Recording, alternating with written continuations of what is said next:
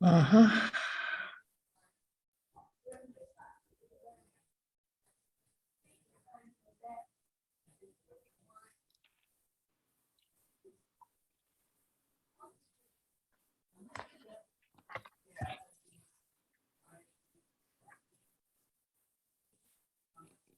How you doing, Mike?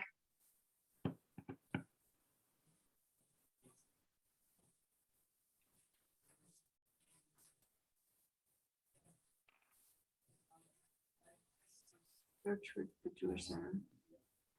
I did. Hi, Suzanne. How are you? You're muted. No, I'm not. Go to the menu. I'm here. I'm here. Okay, great. And then click, got it. I will. I will.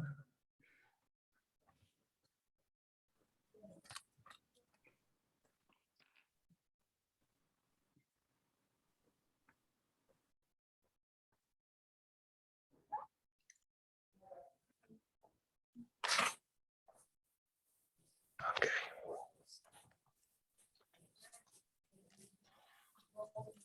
All right, Neil, I've started the recording. I saw So that. we'll have this for posterity or Well, posterior, one or the other. uh-huh. And you're gonna, I hope, cut this part out Can't about hear my you. posterior. Mike, turn up your volume, man. Can't hear you.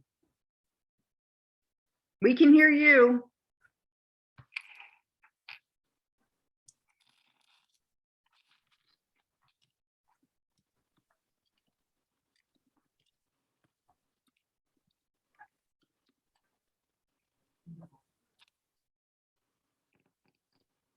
Go to the three dots and get to live. This is live. Any better? Oh, okay. No, it's a different, you're on, that's May 7th. You're replaying something that's there. Go to these three dots and find now. No, not those three dots. These three dots. What do you think? It's not that new anymore, but it's not so new. It's different. Any better, Mike? Go back to Yeah, Facebook. You thanks. need to be like on the Jewish We got Center your back. events like now, not playing something. Bigger than it was. Although I'm just going to tell you, this is going to be an event where you're going to need to keep muted, just like service, until you have a question, or you can put the question in the chat. All right, my friend? I guess it can get crowded up there. Now you need to be live now. Where? Um, Open in the new tab. Neil, no, I just so don't you know, wanna I'm do letting that. I people just in, wanna find- unless you have an objection. No objection. Ask Suzanne. No, how to I used get- to smoke that. And people said it was, you know. What do you need, ask her darling? how to get- No, I see just- I'm sorry. Oh, Neil, what do you need? I'm having a little trouble getting to the live stream. Oh, so I have the You know what? Zoom on. my don't worry about that. I'll feed you questions from live stream, okay? That would be great. You got it. So you put them in the chat or what? I'll put it in the chat. And Great. the reason we're having the echo is because your microphone is open right now. So when you turn it off, but I need to hear you, so. if you go to the Jewish Center. Uh-huh, okay, great. And I Can I get it for you? am gonna let all these people in. I don't know who the hell they are. Uh-huh. Welcome. Let me see who we got here.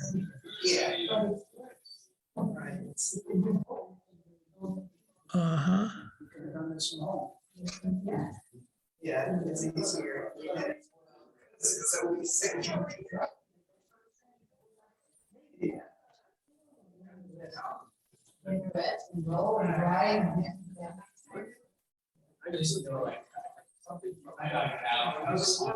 So it looks like all these people are in.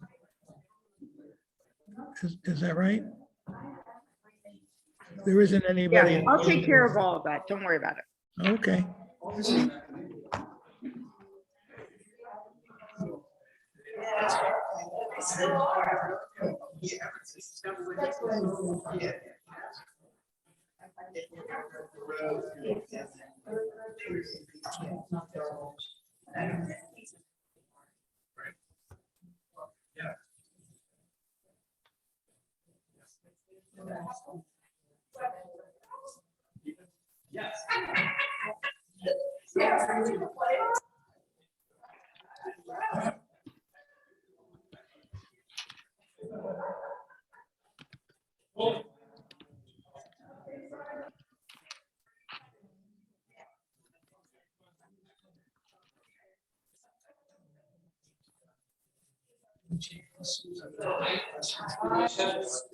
Wow, look at this. In person.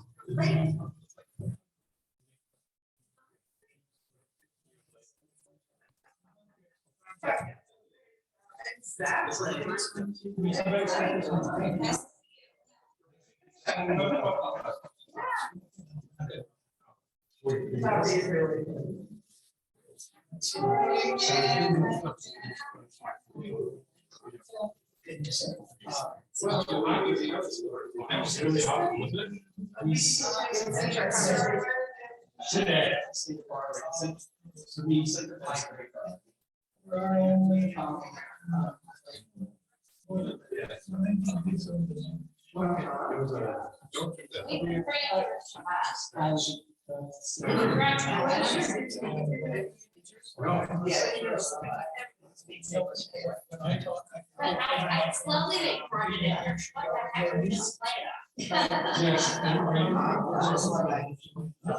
So folks, when we sit down, let's sit for a breath. Yeah.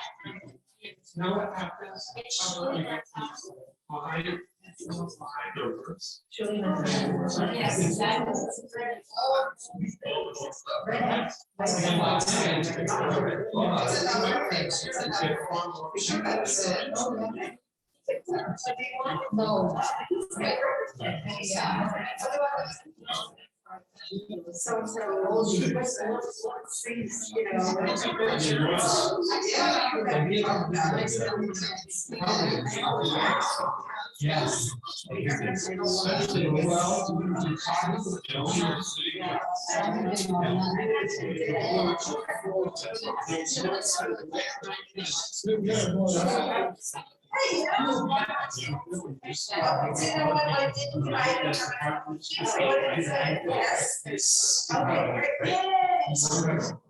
And he's not afraid. Silence. He's not afraid just to. So it's all the overlapping conversations. So we feel like we're at the sanctuary, don't we?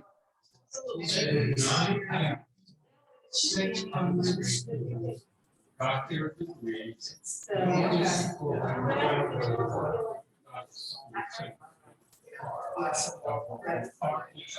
My own life is, yeah.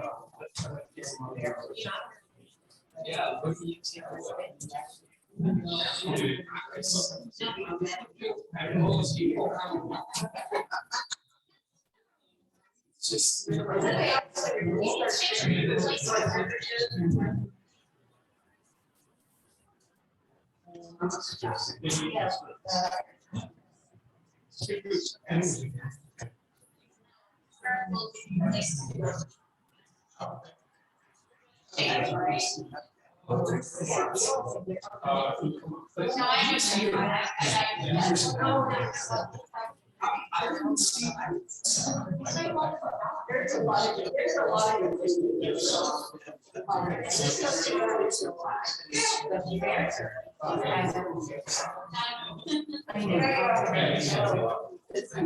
Maybe just keep it. Yeah. I remember that. So she's getting her feet. I mean, that's a lot. So she's in charge So how do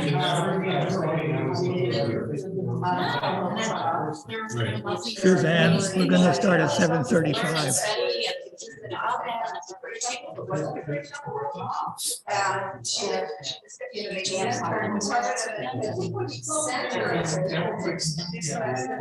Because they want to go on the road, you know, so they always ask.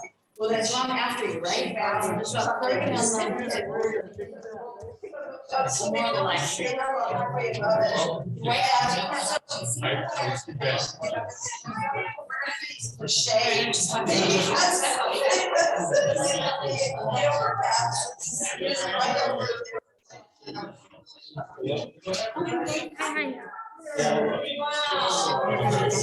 My wife too.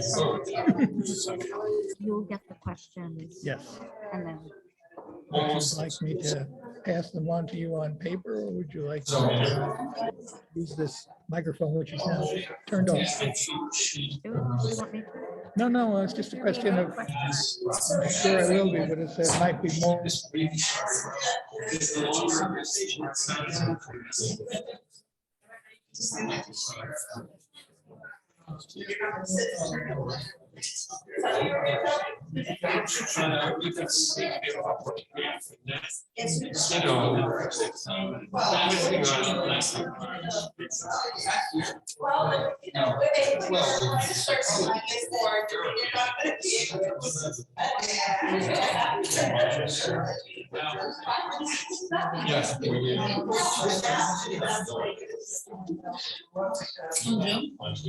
I love it. I would be saying you love it. People come. The only thing I like. Then when we got in person. No matter how like. I felt like, in terms of like getting to know learning people who come to the traditional class. Yeah. It's the best. Okay. All right, ready?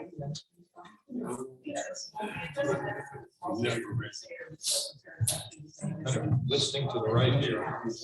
Do you want me to? Yeah, we're sort of listening to the right and the camera's in the center. Now, you're a professional. I'm an amateur. Just letting you know, the cameras are in the center. We're using that camera, right? Yeah, so. Yeah, so there's everybody here. There's also a second.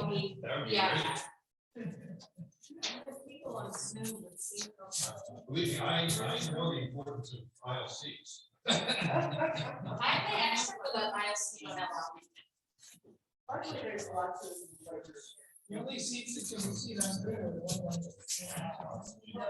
And I'm new. He is now really can hear you. Studio audience, you wanted to look so weird. I get it. You just Yes, now they can hear you. Hey Okay. Neil, how are you? Yeah, good. Yeah, now they unmute you. Now you press here, and they mute you. Ladies and gentlemen, I think we should start. Shalom. My name is Moshe Margolin, one of the co-chairs, along with Freddie Perlmutter, of the Adult Education Committee of the Jewish Center in Princeton, New Jersey. On behalf of the committee, I welcome you to this very special program in honor of the installation of Rabbi Andrea Miro as our spiritual leader. It is also noteworthy because it is this community's first in-person program in over 40. I was going to say 40 years. That sounds like something in the desert. No, in over 2 years. Anyway, tonight's special guest is Rabbi Dr. Gordon Tucker, who is Vice Chancellor of the Jewish Theological Seminary in New York City. His presentation is entitled Rethinking Genesis 1. Are we as exceptional as we think we are? Before I turn the program over to Rabbi Miro to introduce Rabbi Tucker, I would like to go over some of the ground rules for tonight's program. For those attending by either Zoom or live stream. Please put your questions in the chat, depending on the volume and the time constraints, we might not get to all questions. In all cases, whether you're live in person or virtual, please make your questions as concise as possible. We want to ensure that we get as many questions as we can in the time allotted and for the Q&A period. At the end of Rabbi Tucker's remarks, Neil Litt over there and Rabbi Miro over here will be running the Q&A this evening. Thank you for your understanding and cooperation. Rabbi Miro, please take it away.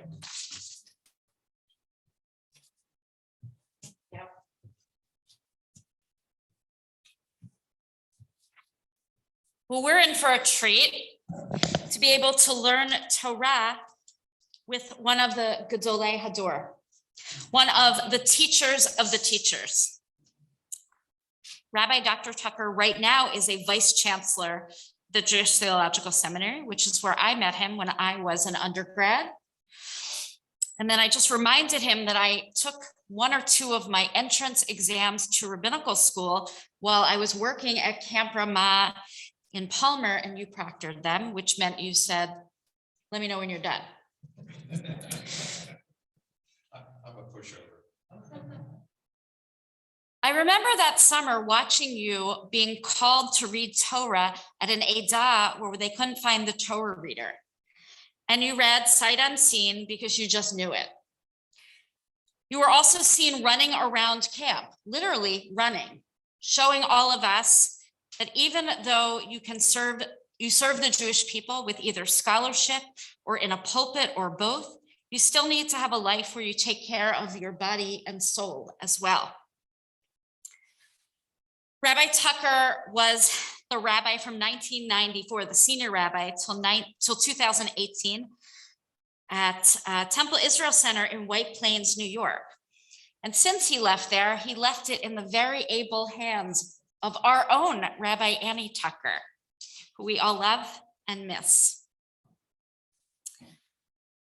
I believe you also are familiar with Princeton in that he earned his PhD here at Princeton in philosophy, although I learned only tonight that there's a math component to his PhD as well. He's also a senior teacher and at the Hartman program, the Shalom Hartman Institute of North America.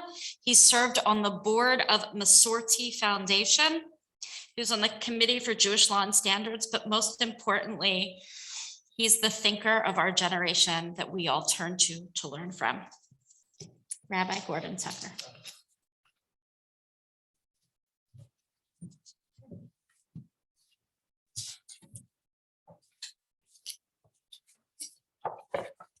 Thank you so much, Andy. It was very, very generous. I should convey the good wishes and the regards from my rabbi, the other Rabbi Tucker. She made me promise that I would do that when I came here. It's nice being a Jew in the pew there in the congregation and learning from her.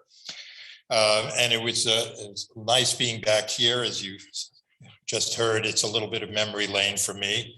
I found that the Whole Earth Center has grown to three times its size. But the tower room at 1879 Hall is still there. And that's where my defense was. So I always look up there and kind of remember that. Rabbi Mero, I have indeed, as you heard, known her for a long time. She is an avid lifelong learner and teacher. She is a spiritual soul and guide. She believes in our tradition and in the tradition's law, but also, I shouldn't say but, and also a believer in the Jewish people and its intuitions, which are also sacred, their role as custodians and molders and perfecters of that tradition. And it is really an honor to be asked to share some Torah with you to honor her at this celebratory time of her installation, which I understand was a smashing event. So my subject this evening is going to be calling into some question what we generally take for granted, which is that our tradition teaches the exceptional quality of the human race. Now, I want to affirm at the outset that which I've already just made mention of and that you already know, that is that your rabbi is exceptional.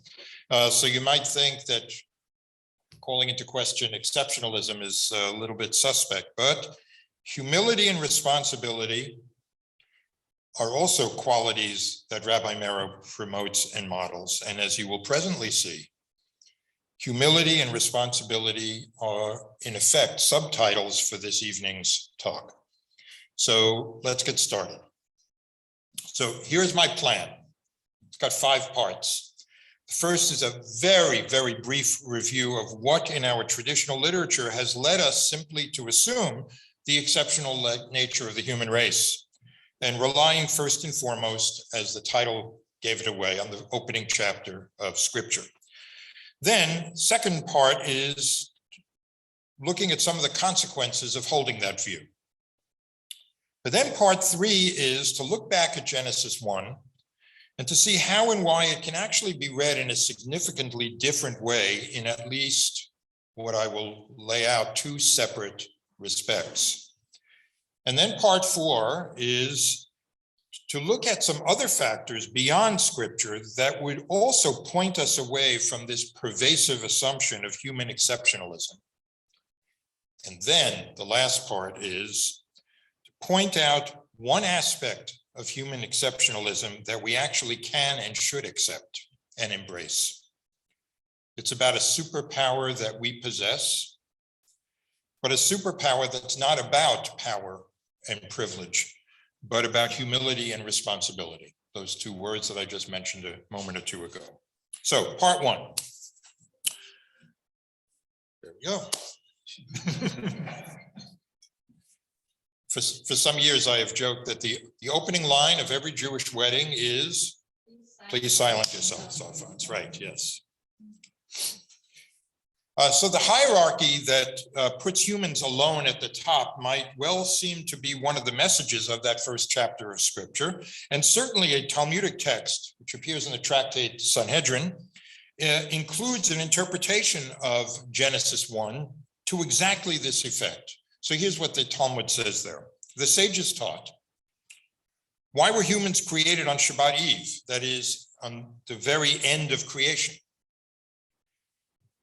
The answer is, in order that they would be able to enter immediately into the feast. This is comparable to a king of flesh and blood, who first built palaces and furnished them, then prepared a feast, and only afterward brought in his honored guests. So what this is telling us is that all of the natural world was put in place for the benefit of human beings, to serve them, to provide them with comfort and pleasure. And this was true even when commands concerning the uses of nature might have seemed to acknowledge a greater affinity between human emotions and those of other life forms, even when you could see a connection between humans and other life forms in terms of their emotions. It was still true that there was something exceptional about human beings in these texts, which you will see in just a moment, because this is going to move us now to the second part of this evening's agenda. I told you that first part was going to be very, very brief. So moving to that second part, the consequences of holding this view of human exceptionalism. So I want you to consider the case of the mitzvah that appears in the book of Devarim, Deuteronomy, that forbids taking a mother bird away from her not yet fledged young or not yet hatched eggs. The text itself in the 22nd chapter of Deuteronomy follows its prohibition with the advice that you may take the chicks or the eggs for yourself once you have succeeded in shooing the mother bird away. So in other words, the availability of the young for human use is assumed to be in the nature of things. It's our privilege, it's our due. There does seem to be a sense that taking the mother as she is caring for her young is to inflict emotional pain on her, which is why she is going to be shooed away. But even though it's widely agreed that compassion is indeed involved, it often is still entirely an anthropocentric matter, centering on the human beings. I'll give you an example of this. I'll give you a few, but here's the first one. From a 19th century scholar and kind of Enlightenment scholar, Shmuel David Luzzatto. He wrote the following about this commandment. Listen to this. When a human approaches a nest, were it not for the mother bird's compassion for her chicks, she would escape with her life and leave her chicks behind. Right? Let me get out of here and save myself. But because of her love for her offspring, she casts her life before her and stands by to rescue them rather than saving her own life. This is why it's unseemly to take her. For if a person were to take her, it would mean that the act of charitable love for her offspring would cause her harm. So the intent of this commandment is to respect good character traits and to implant in our hearts, the hearts of human beings, the conviction that charity does not lead to loss. Had it been permissible to take the mother bird as a consequence of her loving her offspring, the impression on the human heart would have been that compassion, well, I'm going to say it in the vernacular, compassion is for wimps. It's an inferior quality. It's a risible practice that causes harm to its practitioner. But now that taking the mother bird is forbidden to us and she has to be sent away, the nobility of the characteristic of compassion is deeply imprinted in our human hearts.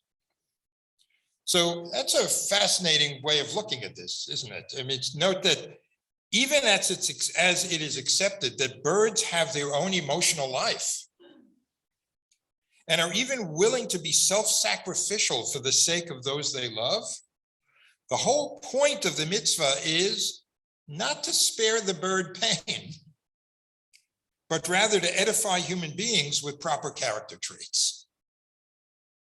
The birds are mere bit players in a drama in which humans are the only true protagonists. Even more striking is a Kabbalistic text on this subject that appears in the work known as the Tikkunei Zohar. It said the following: when a Jew fulfills the mitzvah of shooing away the mother bird, and the mother bird flies away, the chicks are left shrieking for their mother, who is now gone. And at that point, the angel Sandalphon advocates for his birds and says to the Holy One, doesn't it say of you that you are merciful to all your creatures? Why did you decree that a bird be chased away from her nest? So what does the Holy One then do? God assembles all of the divine retainers, all of the angels, and says, all of you who are appointed over the birds of the earth are advocating for them, and yet there's not one of you who is advocating for my children, Israel, my firstborn child, and for my Shekhinah, which is in exile. For her nest was Jerusalem, and no one is demanding compassion for them and defending them, my children, children of Israel. So here, listen to this. Just think about this for a moment. It's acknowledged that the performance of the mitzvah will not only not prevent pain to the birds, it will actually create pain for the birds, for the young birds. And the whole point is that that's of no moment as long as it can be used to arouse pity for Israel's plight in the world. Right? These are among the consequences of seeing ourselves as the center of creation and the pinnacle. In 2008, a film was produced in Israel.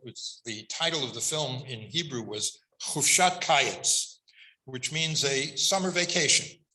For reasons that I have never understood, when it was released in English with English subtitles, the English title that it was given was My Father, My Lord. Who knows why? But its plot centered around a Haredi family in Jerusalem.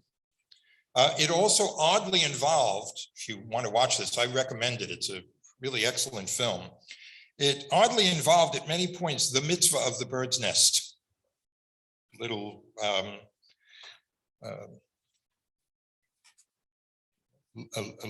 spoiler alert. Now, the young son of the rabbinic main character was a young boy who had a general and constant fascination with and a sense of kinship with all life forms. One of the scenes that you find in the film is he's walking home from school in the streets of Jerusalem, and he sees an ambulance, and a woman is brought out of the house on a gurney and is brought into the ambulance. And the medics are taking care to strap her in. They're going to take her off to the hospital. It's not clear just how badly she was ill. But as they are doing this, a dog comes running down the same steps and climbs into the ambulance and starts whimpering next to this woman. And the medics kind of chase the dog away. Like, you have no business here. So the child goes home having witnessed this. And over dinner, he says to his father, this very austere, unyielding rabbi, he says to him, "Liklavim yesh neshama," the dogs have souls. And in the wake of this plaintive question that was born of close observation, like this boy was seeing the pshat, the plain meaning of reality, what he saw. In the wake of that question, his father took pains to disabuse his son of any sense of commonality with nature. Indeed, later in the film, I told you the bird's nest comes up several times. Here is how later in the film, he explained the mitzvah of sending the mother bird away, and it was virtually echoing that Kabbalistic text I referred to earlier. He said, after sending away the dove, the Almighty sees her sorrow, and then God's pity is aroused on account of the destruction of the Second Temple and the exile of the Jews. And this is the real sorrow of the world, not the pain of the animals, but the sorrow of the destruction. This young boy, throughout the film, sees souls everywhere. But when he suggests that dogs with good souls must of right have a reward, he wants to know from his father, don't good dogs get to go to a Gan Eden? To an eternal reward? His thought is immediately shut down, and his father says to him, they have no will, no sins, no commandments, nothing, klum. And that's the end of the discussion. So having gotten in this way a taste of some of the consequences of adopting the notion that we are exceptional, that we are now going to be brought to the third part of my plan this evening, which is how that very beginning of Scripture, which we have always assumed has served as the source for this idea that we are exceptional, doesn't have to be read as such a strong endorsement of that idea. So let's start with Genesis 1. There's a fairly well-known rabbinic passage. It's also in the Tractate Sanhedrin, this time in the Mishnah. It reads that chapter as pointing out yet another special feature of the human race. Here's what it says. The human being was created as a single unit. That is, as opposed to the fact that God created millions of oak trees, filled the seas with a multitude of swordfish on day 5, graced the skies with untold number of eagles also on day 5. A single human couple was created toward the end of the 6th day of creation.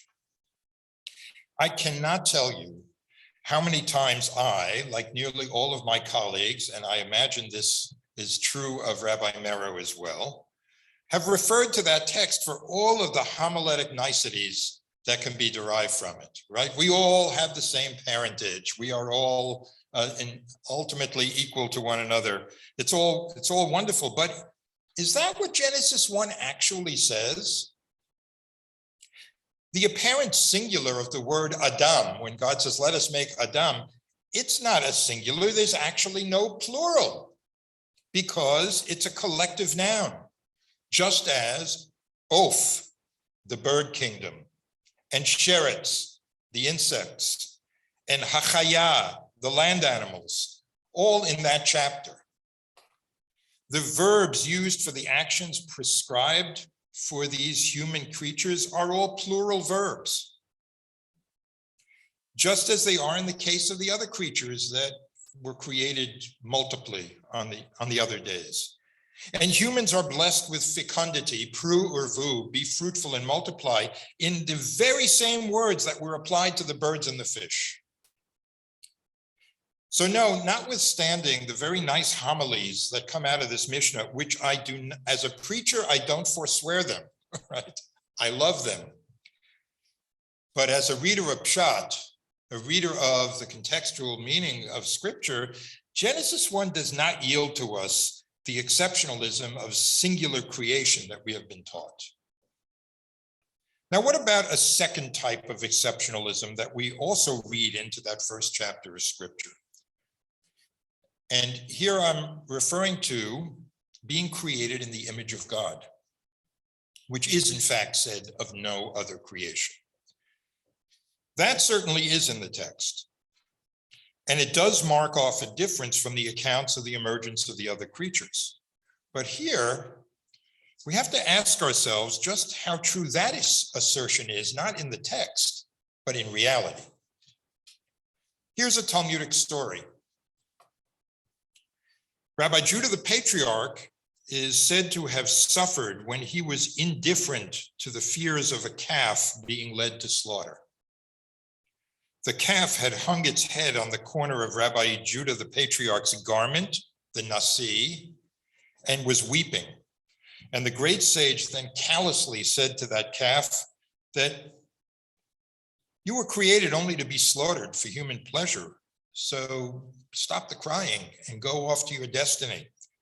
And that is why the story tells us the nasi was punished with his own agonies.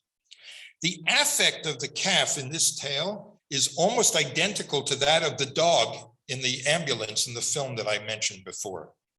When the owner was stricken and taken from her home, the pshat, again, the contextual meaning of that scene was that the dog, who was treated like an annoyance by the medical workers, was expressing its fear and confusion at the suffering of its human partner. And it was what prompted the boy, who is so good at reading the pshat, to ask the question about whether they have souls. Now, in this tale about Rabbi Judah the Patriarch, we see the soulful emotions and fears of the calf, as well as the serious rebuke to what might have seemed obvious, to wit, that those fears have lower ethical standing than human needs do. God's mercies are over all of God's works, not just the human ones. That's what we say in Ashrei 3 times a day. Rachamav al kol ma'asav. So what does this have to do with the text's assertion that we are made in the image of God? In an essay of mine that was published last year in a volume called Torah in a Time of Plague. So in that essay, I noted that it is the book of Job that not only challenges the conventional idea that suffering results from sin, it also challenges the idea that we are somehow similar to God, made in the divine image. How does it challenge that? Because what happens in that book makes it crystal clear. Remember what happens if you've ever even just skimmed through the book of Job. Job spends untold chapters asking for right, for justice. And when God finally answers, you can't even call it an answer. It's a long 4-chapter monologue. God speaks not of right, but of might, speaking totally past each other. So what it makes crystal clear is that God is in fact utterly incapable of understanding Job's demand for justice. Why? Because God does not suffer. God cannot have tortured thoughts about justice and God's existence. We do suffer, and we do suffer just as countless other so-called lower creatures do. So who is like whom? And so all of this means that despite what Genesis 1 told us, we're not actually made in the image of God because we are radically unlike. It may be enormously gratifying for us to believe that we are in fact the pinnacle of creation. So perhaps scripture was written by humans to give support to that self-aggrandizing view. Or if you prefer a somewhat more pious formulation of that, we could say that scripture written by God has been interpreted by humans in that way for our own self-satisfaction. But it may be that it ain't necessarily so. So all of this, however, is essentially negative argumentation in the sense that it rebuts what have been assumed to be the messages of scripture. You don't have to read scripture or Genesis 1 that way. But we can still say a lot more about our being on a continuum of nature with a more positive mode of argument. And that's now the fourth part of my plan this evening. So I want to turn now to an ancient philosopher, Philo of Alexandria, who commented on a verse also in the book of Deuteronomy. It's actually a kind of famous verse that is often translated. I guess this is the famous King James translation. Man does not live by bread alone, right? But what continues from that is, but by everything that proceeds from the mouth of God doth man live, or something to that effect. Here's what Philo had to say about that verse, which, by the way, he probably read in Greek. There's no firm evidence that Philo actually read Hebrew. But in any event, God subjected you to the hardship of hunger and then gave you manna to eat, which neither you nor your fathers had ever known, in order to teach you that man does not live on bread alone, but that man may live on anything that the Lord decrees, literally anything that emanates from God's mouth. And then he noted the following: God was feeding us with his own most generic word. The word of God is above all the world and is eldest and most all-embracing of created things. This notion that words are the basis of creation is found in other ancient texts. You may recognize the opening line of the Gospel of John, which begins with the words, "In the beginning was the Word, and the Word was with God, and the Word was God. He was in the beginning with God. All things came into being through him," the Word, "and without him, not one thing came into being." And besides that, just staying with our own tradition, the opening of chapter 5 of Pirkei Avot, Mishnah Avot, tells us that the world was created through 10 speech acts, words. And then the Talmud in Brachot tells us that Bezalel, who was the chief artisan of the wilderness tabernacle, he knew how to join the letters with which heaven and earth were created. And just for good measure, let me throw in a very early mystical text known as the Sefer Yetzirah, spells this out even a little more explicitly. The foundations, it says, are the 22 letters, that's of the Hebrew alphabet. God etched, carved, weighed, transmuted, composed, and created with these 22 letters every living being, and every soul yet uncreated. See, what all of these texts are reflecting, it seems to me, is a deep intuition that there is a language that unites everything in creation. Clearly, a Talmudic era treatise like Sefer Yetzirah could not have been anticipating contemporary physics and biology. That much we can be assured of. And yet, we know today that as an intuition about a globally unifying language, the insight was in some sense essentially correct. The language of all existence consists of the elementary particles, though just exactly what they are, whether they are particles or relationships, may shift as science advances, but that's the language of existence. And the language of all life, from the bacteria to humans, comprises the constituent elements of DNA. That fact alone makes it challenging to justify the kind of discontinuous thinking that elevates humanity to a transcendent level.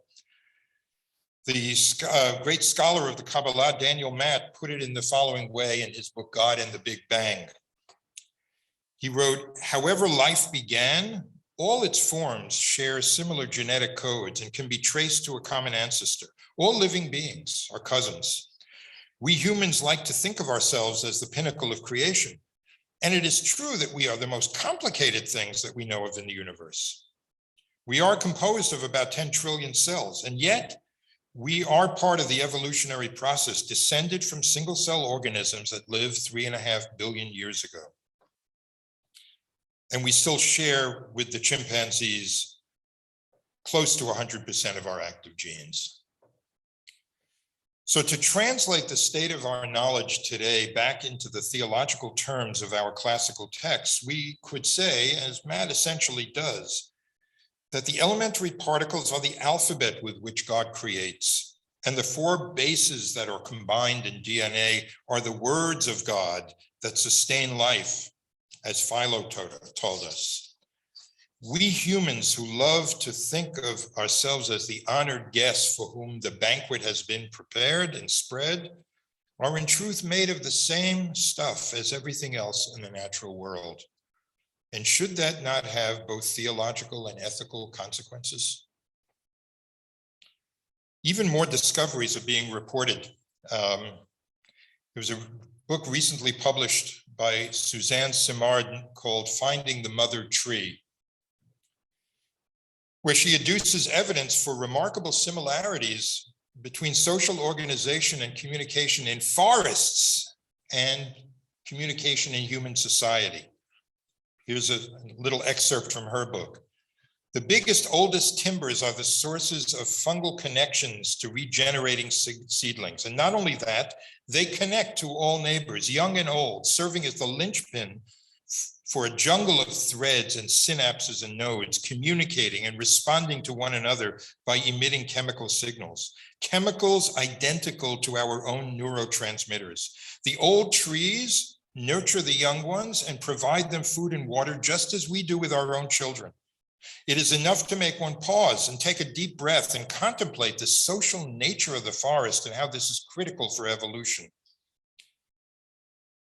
These old trees are mothering their children. It seems the human mothers may have commonalities not only with mother birds, but perhaps with mother trees as well. Is all of this discovery about the common chemistry of life and the ways in which variations in this language explain differences in bodies within and across species, is all of that sufficient to avert this anthropocentrism? It turns out that it's not. It's not sufficient to divert us from this tendency we have to think of ourselves as the pinnacle. Jennifer Doudna was one of the recipients of the 2020 Nobel Prize. And several years before that, she wrote in her book, A Crack in Creation, the following passage, which really kind of startled me. She wrote, I was amazed to learn that several research teams are using what is known as the CRISPR technology to humanize various genes in pigs in the hope that life-sustaining organ donor shortages might one day be solved by xenotransplantation, the transfer of organs grown in pigs into human recipients. So far, so good. That's nice. Listen to the next line. In a sign of the kinds of aesthetic changes to animals that are now possible, companies have used gene editing technologies to create new designer pets, such as gene-edited micropigs that never grow larger than small dogs. Scientists have also created gene-edited cows and pigs and sheep and goats that are stronger and more muscular than average, with bodybuilder-like physiques, a trait commonly referred to as double muscling. These cows have 20% more muscle on average, a higher meat to bone ratio, less fat, a higher percentage of desirable cuts of meat, making them a beef producer's dream.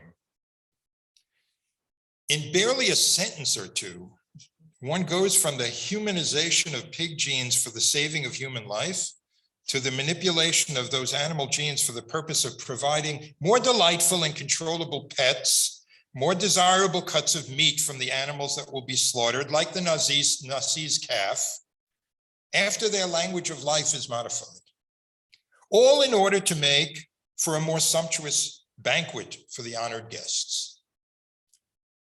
It is apparently not only the monotheistic religions, at least, that tend toward the idea that all creation can legitimately be seen as instrumental to human purposes. Secular science seems to be susceptible to veering off in the very same direction. In any event, we have seen that there are ample grounds, relying both on texts in our tradition and on what science has revealed to us centuries later, to turn away from the strong pinnacle of creation anthropocentrism, something that has portrayed humanity as discontinuous with the rest of nature, with its own elevated ethical status entirely asymmetrical with that of other life forms. And that point of view has long been taken as axiomatic in Jewish thought. Perhaps we should consider the continuities and commonalities in the nature of which we are part as being far more significant. And this may be especially important in a time in which so much is at stake for our planet and for the many forms of life and of inanimate resources that it comprises. And then we must ask ourselves whether Jewish theology and tradition can embrace such a view of a continuum in nature, including human beings. It may just be that not only is it possible for Judaism to embrace this non-anthropocentric continuum of nature, it may be urgent for it to do so. So this finally brings me to the fifth and last part of my planned remarks this evening. It's about, as I told you at the beginning, one bit of exceptionalism that we can and should endorse. It focuses on a superpower that is about responsibility rather than privilege. And I'm going to presume to say that I am certain that your newly installed rabbi, my friend and colleague, will readily endorse this as well. There's an unfortunate and difficult to avoid what I would call a theorem of technology. It states that anything that can be done ultimately will be done. Bill Mckibben is among those who have recognized this, great environmental writer. He's also among the few who have both acknowledged it and also held out hope for reining in the worst of the tendency. And just a couple of years ago, he published an important book dealing with this. The book is entitled Falter. It is not a cheerful book. It is sobering. It keeps us in some deep shadows for much of its pages. We don't need to rehearse here all that the author has to say about the dire peril to the Earth's ecosystem that we have allowed to proceed with precious little check. We know all of that. He and many others have spelled it out very explicitly for us many times. What makes this book of Mckibben's distinctive is that it is not merely about environmental sins, as if those are mere. It's about what he calls the human game. That's in fact the subtitle of the book. It has a single word, falter, but the subtitle is, has the human game begun to play itself out? The human game, or perhaps you might want to call it the human project, or maybe even more theologically, maybe call it God's human gamble. Because bothering the author as much as environmental recklessness is the seemingly unfettered, enthusiastic march into technological zones whose landscapes are unknown. He has in mind the collection, hoarding, and usage of data that is managed by a small elite in ways that inevitably broaden the already untenable gap of inequality in our world. He has in mind autonomous vehicles and autonomous weapons of war, artificial intelligence, a host of other ingenious tools that, for all of their amazing advances, and they bring many beneficial advances with them, are at the same time threatening to make unprecedented and irreversible changes in what it is to be human. What of the grotesque inequality that the dynamics and economics of technological advance always seem to exacerbate, even as they threaten our environment? What about the damage to human community that runaway social media do? Ironically, all in the name of fostering human community. And what of the obsolescence that is the predictable feature of every technology we've ever seen, an obsolescence that now may turn on us? The history of technology, unfortunately, reminds us that whatever can be done will in the end be done, unless there is an admittedly highly improbable break in this pattern.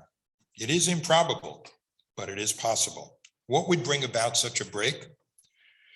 So it's here that the shadows that are cast by this book move aside briefly as the author lets in the hopeful light of what he believes is a chance that we still have.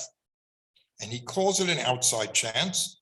It does offer hope. If we can learn to measure whole societies and the exceptionalism of our species, not just by the things they build, but also by the things that they can bring themselves to leave alone or protect.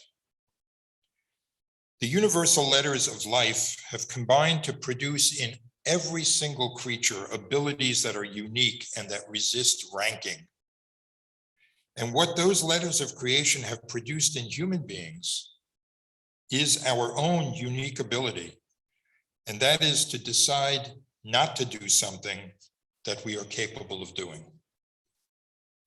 As he puts it in the book, the turtle does what she does and does it magnificently. She can't not do it, though, any more than the beaver can decide to take a break from building dams or the bee decide to stop making honey. But if the bird's special gift is flight, ours is the possibility of restraint. We are the only creature who can decide not to do something we're capable of doing. And that is our superpower, even if we exercise it too rarely. The sage Ben Zoma taught us this nearly 2,000 years ago. In the 4th chapter of Pirkei Avot, he asked who is truly worthy of being called powerful. His answer was Hakovesh et Yitzro. It's the one who overcomes one's injurious inclinations. The one who, though he may be, and this is what Yitzro means, who may be constitutionally constructed to do many things, nevertheless chooses to refrain from doing those things that are destructive. Bill Mckibben personally is a man of deep religious faith. And this is why I think what is implied in his, what he calls this outside chance, is that people of faith will need to be the engine that pushes us toward that improbable but essential break in our patterns. We, the ones who gather in religious communities such as this, and who engage rabbis such as the one you now have to guide you, we are in fact the hope, or among the hopes. And we had better work at creating more coalitions of the faithful to heal the face of the earth and of the sacred human species. For there is one exceptionalism that we can draw on to extend what we thought was possible for us. It's the ultimate compassion and the ultimate power. And although it may seem hard to believe that we can break our patterns, perhaps, just perhaps, it will turn out that the one truly remarkable and exceptional thing that we can do against all odds is to save humanity and all of our cousins in the great chain of being from the threats that we ourselves have concocted. Thank you.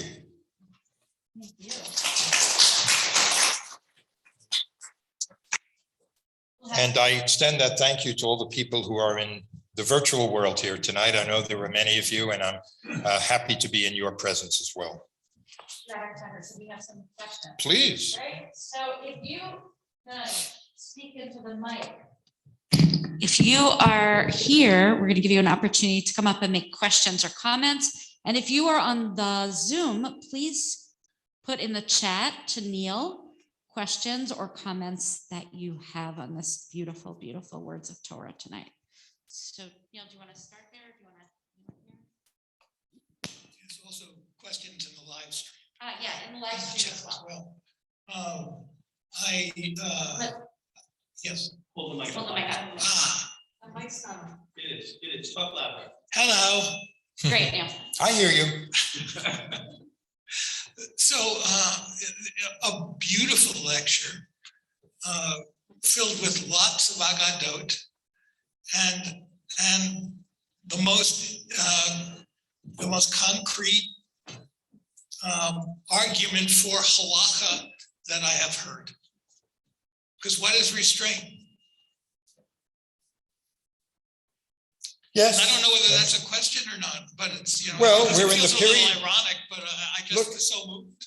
One of the ways of understanding this period of the year that we're in right now, the period that we call the counting of the Omer, is it means lots of things. It meant certain things agriculturally, but one of the things it has long come to symbolize for us is this bridge from the birth of this young nation and the freedom that we have, even though we don't always think of ourselves as free when we're kids. We think we're always being bossed around, but the truth is we have an enormous amount of freedom as youngins, because, unless, God forbid, we have parents who haven't figured out the science of parenting or the art of parenting, we're going to be forgiven for all the things that we do. We're going to be taught, we're going to be indulged in all sorts of ways, but we reach a point where we come to maturity and we have to make commitments. We make commitments to life partners, to careers, to all sorts of things. And that's what's symbolized by the holiday on the other end of this, which is Sinai, which is Shavuot. That's the moment of maturity.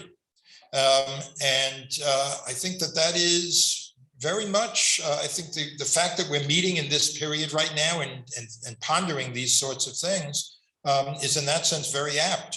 And if you want to take it as an endorsement for the need for there to be rules and restraints, yes, that is certainly the case, because that's what maturity is about. So do we, I actually wanted to just add one question, comment, which is, as I was listening, I kept thinking of the halachic phrase Shabbat as the Sit tight and don't do it. Right. The halacha allows it, but sit tight and don't do it as really a reminder to us. You're talking about restraint when you can do something, but then I take it in our own community to mean you made it large, the whole world, and for our olam here, right here, I would say it's like when we choose to want to argue with one another over something, whether it's over Israel politics or whether how the service should go, at some point, maybe having an olam of shalom is more important, and Shabbat use that restraint. Where I was going with my head when I heard you talking about restraint. Yeah, well, that is the superpower of compassion and love. In the morning, the beginning of Psukei de Zimra, we say, Baruch merachem al haaretz, Baruch merachem al habriot. God is trying to teach us to have compassion for the earth and to have compassion for all of the earth's creatures. All the earth's creatures certainly include our own human brothers and sisters. But it is about compassion and it is about love, and that is not to say that there isn't compassion and love in other life forms, but the idea that I will keep myself from doing something that I am constitutionally kind of almost programmed to do because human beings are out there conquering the world, that is something that seems to be, I suppose we could be fooling ourselves about this as well, but seems to be kind of unique to us, right? And I want to just repeat something I said before. I have come to feel that all of these unique qualities, that we just had the Kentucky Derby and seeing these horses run, it's just remarkable. If you've flown any time recently, you see these dogs that have this sense of smell. I saw a dog actually sniff out an apple inside a hard case suitcase, right? And it's like astounding, right? You don't rank these things. It's not that that's a higher or lower quality than we have. Every life form has its unique thing. We have to embrace that and recognize that we do have a particular kind of superpower, and it is one that can have a saving value. So we're getting some questions in from the chat. Please come up to the mic here if you want to ask a question. So the Zoom people hear you as well. Hi, I'm Joe. Thanks for that. That was beautiful. I have two thoughts or questions, I guess. The shoeing of the bird, that's a difficult commandment or mitzvah to engage in. But I believe it's only one of three that it's explicitly stated that if you perform it, you will get long life. Actually, two. Okay. Yeah. I thought, so I wonder how that factors into the idea of having teaching us compassion. And then secondly, how the flood, which is the destruction of the first creation, can we maybe think of that as a cautionary tale for us, maybe on a path to our destruction? Mm-hmm. Good. There's a lot there. So just to first just fill this in, it is remarked immediately in the Talmud that there are these two. The other one is honor your father and mother. And interestingly, the Talmudic text refers to one of these as a mitzvah chamura, a very weighty commandment, and the other is a light commandment. The weighty one is honoring your father and mother. Why is it weighty? You're never done with it. Ever. Even after your parents are gone, you still have an obligation to be honoring them.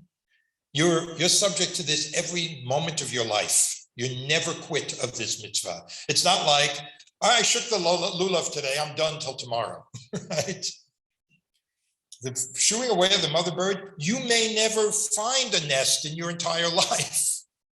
And even if you do, you shoot the mother bird away and it's done, right? That's why it's light. But the reason I think that they categorize them this way is that it's like from A to Z, right? In other words, they're telling you that the Torah is promising long life for the lightest things and the weightiest things. And by implication, I think everything in between. The Torah doesn't have to say it for all this. All it has to do is tell you the endpoints, and then you will fill all the rest in. Because, and I assume this is sort of what the pshat, as I put it in the Torah, is that it is really about compassion. Now, you remember that mystical text, that Kabbalistic text, talked about the young chicks shrieking. Well, that may be the case. I don't think the Torah was focusing on that. It was focusing on having some compassion for the mother, that she not see the chicks being taken. It doesn't seem to worry so much about her coming back to an empty nest. But it's at least a kind of a halting and primitive notion of, we should have some compassion. And it's not the only place in the Torah where there's some sense of that with animals. And if you do have compassion like that, and if you do honor the generations that came before, then it is a society that maybe not every individual is going to live long, but the society will live long. It'll be a constructive society. And I think that's what that's about. Now, having said all of that, I forgot the last thing you in your question. There was one more thing that. The flood. Oh, the flood. Yes, the flood. More than the flood, I think would be to focus on the Tower of Babel, where there was you have a sense of a growing authoritarianism of everything being shrunk and built up, whereas God seems to be interested in diversity. There's a great, here's a bracha that I'm willing to bet most of you have probably never heard of. You know a lot of brachot, right? Do you know the bracha, Chacham Harazim? Baruch Atah Shem Elokeinu Melech Haolam Chacham Harazim, the one who is wise to all secrets. You're supposed to say that bracha when you're in an enormous crowd. And the reason for that bracha, as a midrashic text in Numbers Rabbah tells us, is that we're supposed to recognize that just as everyone's faces are different, so their thoughts are different. People don't all think alike, and we bless God for that because that was God's intent in creation. So the Tower of Babel story it starts out by saying the whole world were thinking the same way. They were dvarim achadim, everyone was saying the same things. And there was a kind of homogenization of everything, and this was thwarting God's plan. So societies can destroy themselves in lots of ways. And one of the ways is to run roughshod over the essential diversity in human thought for lots of reasons, not the least of which is every academic knows this. Ideas are going to be sharpened when there is some give and take and some debate and an opportunity for some refutation. This is why people share drafts. Boy, this is sounding like current events. Share drafts of things to get feedback. That's hugely important. So this flood story seems to be about violence to one another, but I think the more frightening story is, what was looming there in that plain in Babylonia, that God, took matters into the divine hands and said, none of this in my world. So that's a segue. That's a great segue to my question. Oh, not too loud. Thank you so much for a really wonderful talk. And I was thinking about human language as a kind of superpower until it's not a superpower. And so thinking about language, I was just wondering how to connect that to the idea that people of faith would be the engine for somehow navigating what lies ahead. And so what might be the common language with others of faith to get us from here to there? Mm-hmm. I hope I put it. Yeah, no, absolutely. I corrected myself slightly. I said we are the hope. We're among the hopes. I don't want to claim that you have to be a person of faith to be, but people of faith can play an important role in this. Here's the reason I think that, and why I think Mckibben talks about it in the book.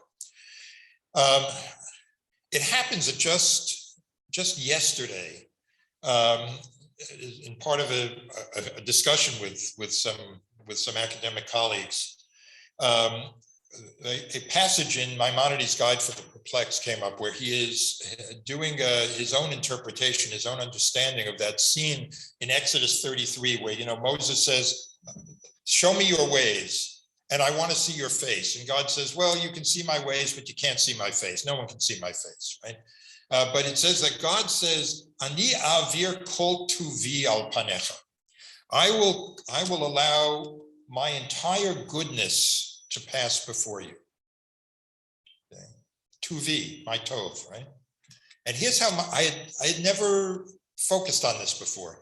Maimonides understands that to mean, I am going to pass before you. You know how this thing of my life flashed before me? I'm gonna have passed before you the entire tableau of the universe, of the created world, because that is my goodness. Remember, that's what God said at the end of creation. He looked at the creation, he said, Hine tov ma'od. This is really good. So God, what is God's goodness? Not that God has emotions. Maimonides wasn't into that. God's goodness is the world. That's the evidence of God's goodness. If we can understand the faith about there being something transcendent to which we as part of creation are responsible, and that's an important part of a life of faith, and focus on the world as the divine goodness, then we will be, mirachem al haaretz, mirachem al habriot. We will be able to summon up the necessary compassion for the earth and its creatures that will give us the necessary restraint. Does that sort of address it? Okay. There's a question from the Zoom from Shoshana Silverman. If we don't have to see exceptionalism in humans, what do we do with chosenness for Jews? Right. But there's a crux. Okay.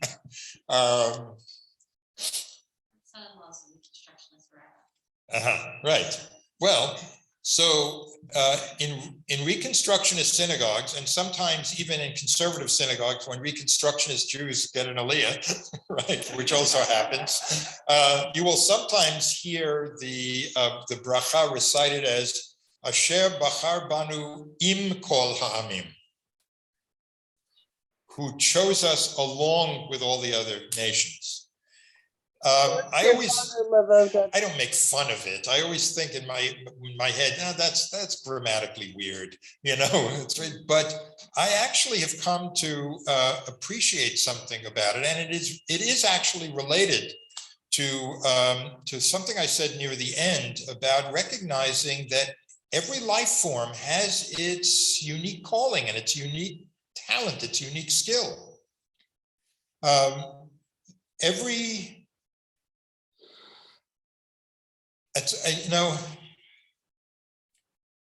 It's the first tie I've worn in a long time.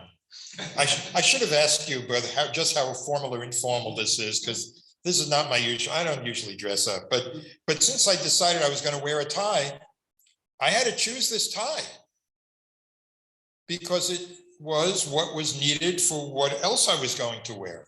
It had a sort of match. Didn't mean that I was throwing out all the other ties. They were going to be chosen at some other occasion for some other purpose. Right? There's no reason why we can't think of it that way. After all, monotheism means that we're only supposed to have one God. It doesn't say that God's only supposed to have one people.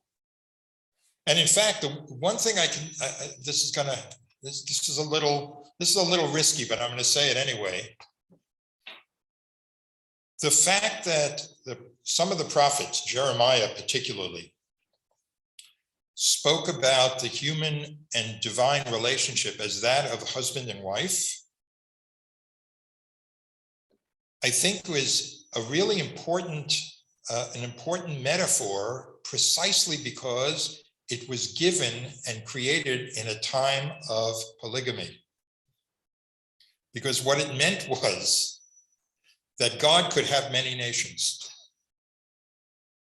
It wouldn't work once monogamy, became the standard, right?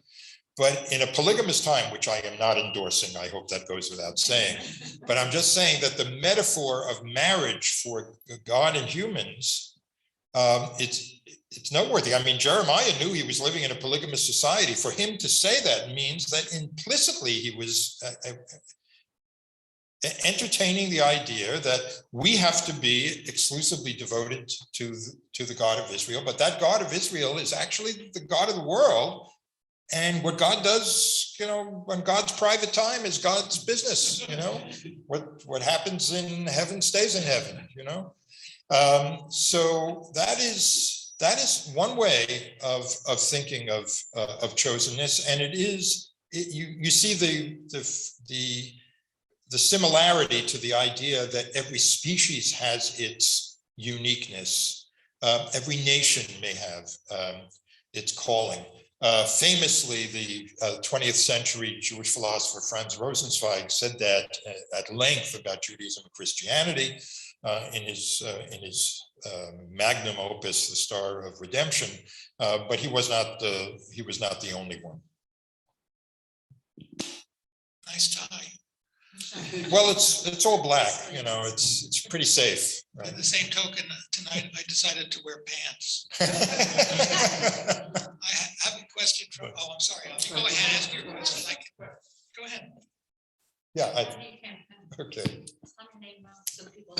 Avi Paradise. Thank you for your talk. I'm curious, as the conversation is going on, the first conversation about that this is an argument for halakha made me think about halakha. I've always understood halakha as a way to make us holy, that there's different ways, and that's one of the ways. And so I'm wondering about kedusha in general, how this might fit into what you're talking about, especially in context of last week. There was a teaching about you should be holy because I am holy, and the difference between the plural you should be holy and I am holy. The brunt or the thrust of the Dvar Torah was that we are all in effect God, and that God is, if in effect God and all of us are God and holiness, then we have to be holy because that's part of what we are. How does that might fit into what you're talking about? Mm-hmm. So the simplest thing for me to say is I have to think about that a little bit, which I do. But of course, holiness kedusha, the whole root has to do with being apart, not being part of the usual kind of mass or routine, but something that really is set apart. That's why marriage is called kiddushin in the Jewish tradition. It's not like you're consecrated to me. We use all these terms that are really beside the point. It's really just saying what we're getting into here is an exclusive bond, right? You're setting yourself apart. You're setting yourself apart now that we are, in an egalitarian mode and expect that of both parties. So the fact that there is some separateness in it already suggests that there is that some affirmative thought or action is needed to separate us from things that we might otherwise instinctively want to do. And of course, that's often what halakha does. Instinctively, we want to eat. We're told on Yom Kippur, you can't do that, right?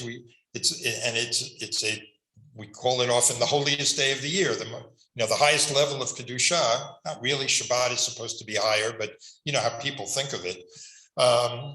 And it is a day of restraint that way. So halakha sometimes gets a bad rap for being, it's all these things are telling you not, don't do this and don't do that. What we sometimes miss is that to be able to keep yourself from doing something requires a kind of an affirmation of its own, which is I don't want to just revert to the default. I want to make a statement about something that I can decide to do or not to do. Deciding not to do something can also, I think, be, sheve al taseh, right? Can be a species of kedusha. But that having been said, I really do need to think about that a little more. I'm not going to be able to give you a fullest answer right here, but I thank you for stimulating that thought, which I will take with me on the drive back home. Linda Milstein asks, is the overall thinking that humans are more exceptional than other parts of creation the basis for some humans thinking that they're more exceptional than others? Yeah, well, that's similar to the, the chosen people thing. If, to the idea, one of the things that I think all but the most aggressively chauvinistic Jewish thinkers and teachers and rabbis over the ages have tried to do is not to, very few were willing to just do away with the idea that there's a chosenness here in our tradition, but are always trying to kind of soften it to make sure that it doesn't, end up in just an empty claim of superiority. So I think the short answer to that question is yes. If we get in the habit of thinking that there are these pinnacles of creation and there are parts of this great chain of being that are just so different from others that they can treat all the others as just there for their benefit, it's probably a short step from that to being able to entertain the belief that some members of the human race are a little less human than others, and sometimes it's not. It can come from a sense of superiority. Sometimes a sense of superiority comes from persecution. That when you are persecuted, sometimes one of the defenses against it is to now believe that you are actually superior to the people who are persecuting.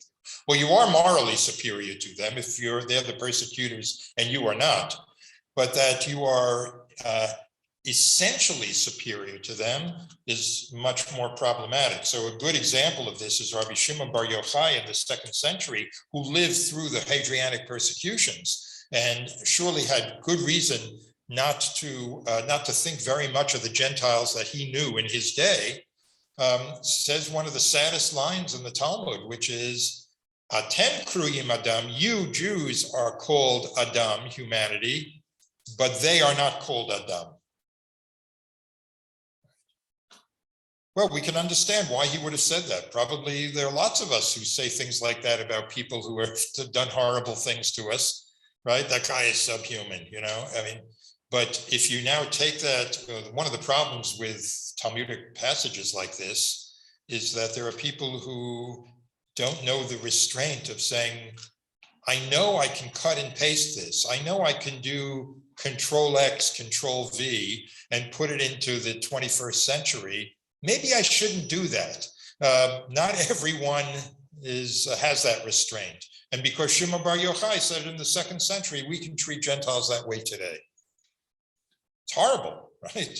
But it isn't a long leap from the theology of chosenness over other peoples to a theology or an anthropology of superiority over other races of humans. I saw some hands up earlier, people who did not come up to the microphone. Anybody still have a question? Then I'll turn this back to Great. Okay. Thank you. Please. I want to do a few thank yous, if that is all right. The first thank you is to say thank you for bringing Torah here. I had an amazing day last week where we celebrated and where Nancy and Abby put together a beautiful ceremony that makes me cry when I think about it. And the Kiddush cup is beautiful. But today that Kiddush cup was filled with Torah. And today you filled the Kiddush cup that they gave me with a sense of what it means to actually study Torah and study it in a serious and deep and beautiful way. So thank you for welcoming me or helping to welcoming me here. And thank you to the people on the Zoom and the people here who've braved it to come back into shul. And those of you on the Zoom and the live stream to come and to spend an evening engaging in serious thought about how we do tikkun in this world and how we bring, as you said, compassion to the earth and to everything that lives here, and how much it is our responsibility. Maybe the first step is our responsibility to keep learning Torah like you're teaching, to come and to mine the Torah and our tradition, and even modern Israeli movies, the things that can teach us about how to live Jewishly and how to make our Judaism present and important for our lives, but for the world as well. I want to get back to you in 1 second. I want to thank a few other people. You need me on the mic. I'm not loud enough? Yeah, you're perfect. Okay. None of us are perfect. I want to thank Moshe, who thought that in addition to other festivities, we should have serious Torah study here. So thank you, Moshe, and thank you, Freddie. And thank you, Neil and Suzanne. Suzanne, who I'm sure is on the Zoom, reminding people how to behave on Zoom or how to work on Zoom. Thank you to Joel and to our folks here for getting this ready. I want to say that we are honored by your teaching, and so I'd really like to honor you in the way that Jews honor teachers. And so I'd like to invite you to join me in Kaddish D'Rabbanan. It's found in your prayer books on page 111. And I'll invite you to please rise as we honor our teacher. Tkadal v'tkadash shemei Rabbi, v'alma divrach v'yurtei v'amlich malchutei, v'chayechon v'yomechon uv'chayei d'chol beit Yisrael, v'agala v'zman kari v'imru amen. Yehei shmei Rabba mevorach le'olam almei almaya. Yitbarach v'yishtabach v'yitpa'al v'yitromam v'yitnaseh v'yitadar v'yitaleh v'yitalal shmei d'kudashah b'richu le'ela min kol birchata v'shirata tushvechata v'nachamata damiran v'alma v'imru amen. Al Yisrael v'al Rabbanan v'al Talmidehom v'al kol Talmidehom v'al kol manda oskin be'oraita di v'yatra hadin v'di b'chol atar v'atar Yehei l'chon u'l'chon shlama rabba hina v'chista v'rachamin chayin arichin u'mezona revicha u'forkanam mikadam avahon di v'shmaya v'imru amen. Yehei shlama rabba min shemaya v'chayin tovim alenu v'al kol Yisrael v'imru amen. Oseh shalom b'mromav Yaseh shalom alenu v'al kol Yisrael v'al kol yoshvei tevel v'imru amen.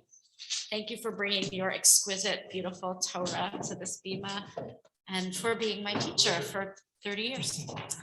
Moshe. Thank you for inviting me. Moshe has a few words for us.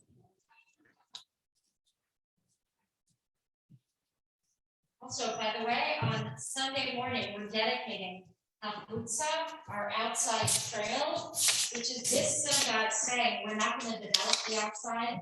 We're going to stop and resist and leave the outside beautiful for all of us to use. 11 a.m. Sunday. Okay, now that our program here is drawing to a close, I would like to acknowledge the members of the Adult Education Committee. Lynn Cooper-Smith, Jerry Kaufman, Frank Lees, our regular Zoom master, Neil Litt, Freddie Perlman, and I, the co-chairs, Mike Rosenthal, Shoshana Silberman, and Tirza Werman. They came up with the ideas for the presenters and the topics, and they worked to make our programs an overwhelming success. We on the committee would like to thank Sharon Diamondstein, the Director of Congregational Learning, Linda Grenis, VP of Programming, and Rabbi Andrea for their valuable assistance. Well, it looks like Sunday is going to be a jam-packed day at the Jewish Center because not only are we going to do nature trails, but we're actually going to do the last program of the year. Our final program for the year will be this Sunday at 1:30, which does not conflict with the other part that you heard about. It is also the last TJC Adult Goals Global Series presentation for this series' inaugural year, and I hope we'll continue that to learn about Jewish communities around the world. Dr. David Breakstone, former #2 person of the Jewish Agency for Israel, will be coming to us from Jerusalem. And he will be speaking to us on one of these topics that are really special and I think indicate why our program is special. He's going to talk about a topic I never even heard of, and that is the Jews of Uganda. So good night, everybody. Bye-bye. Thank you, everyone. Thank you for being here. Thank you to those on the live stream and Zoom. Maybe I'll see you So Thomas. everybody, I'm gonna stop the broadcast right now. Thank you for joining us. We love you all. We'll see you soon.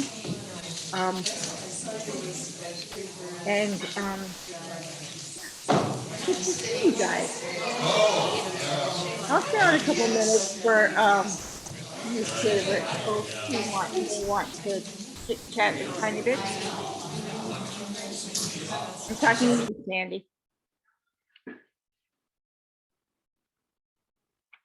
Bye, Sherry. I love you. We'll see you on Shabbat. Maybe. All right. See you, Suzanne. All right. Bye, Mike. Siona, feel good, darling. Okay? You gonna feel good? All right.